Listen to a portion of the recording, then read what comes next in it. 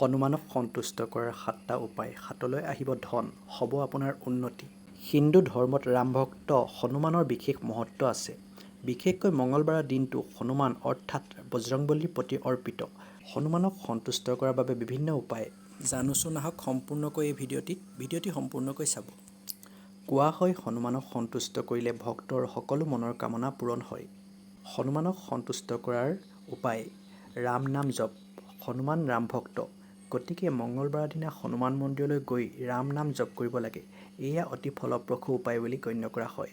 ইয়াৰ ফলত হনুমান সন্তুষ্ট হয়, জীৱনৰ পৰা সকলো সমস্যা নাইকিয়া হয়। ৰাম ৰক্ষা স্তোত্ৰ পাঠ।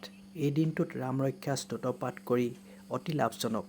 ইয়াৰ লগতে হনুমান জয়ন্তীত হনুমানক গুড় আৰু মিঠাই অৰ্পণ কৰিব লাগে। ইয়াৰ ফলত তেওঁৰ আশীৰ্বাদ পোৱা যায় আৰু জীৱনলৈ সমৃদ্ধি আহে। মঙ্গলবাৰত ব্ৰত। মঙ্গলবাৰে ব্ৰত ৰাখি দুখীয়া মানুহক দান কৰিলে বা খাদ্য খোৱালে শুভ ফল পোৱা যায়।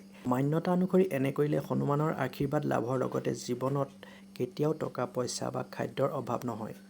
ইয়াৰ উপৰি ই মংগল ৰাশিক শক্তিশালী কৰি তোলে। সুন্দৰাকাণ্ড পাঠ।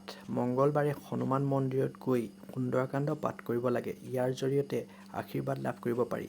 লগতে কমলা ৰঙৰ বিজয় পতাকা অৰ্পণ কৰিব লাগে। বটবৃক্ষৰ পাত। ব্ৰহ্ম মুহূৰ্তত উঠি বটবৃক্ষৰ পাত আনি গংগা পানীৰে ধুই সেই পাতত ৰঙা ৰঙেৰে নিজ মনৰ কামনা লিখি হনুমানক আগবঢ়াব লাগে। এনে কৰিলে ভক্তৰ সকলো ইচ্ছা পূৰণ হয়। কৰ্মসংস্থাপন আৰু ধন লাভৰ উপায়। যদি আপুনি চাকৰি বিচাৰিছে তেন্তে হনুমানক তামোল পাণ আগবঢ়াওক। ইয়াৰ ফলত জীৱনলৈ সফলতা আহে আৰু ধন প্ৰাপ্তি হয়। ইয়াৰ উপৰি ধন প্ৰাপ্তিৰ বাবে হনুমানক কেভাৰা সুগন্ধি আৰু গোলাপ ফুলৰ মালা অৰ্পণ কৰিব পাৰে। চাকি। জেচমিন তেলৰ লগতে আটাৰে তৈয়াৰ কৰা চাকি আহঁতৰ পাতত দি অৰ্পণ কৰিব পাৰে। ইয়াৰ ফলত ঋণৰ সমস্যা নোহোৱা হয় বুলি গণ্য কৰা হয়।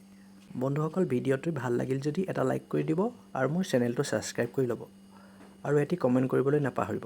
ধন্যবাদ।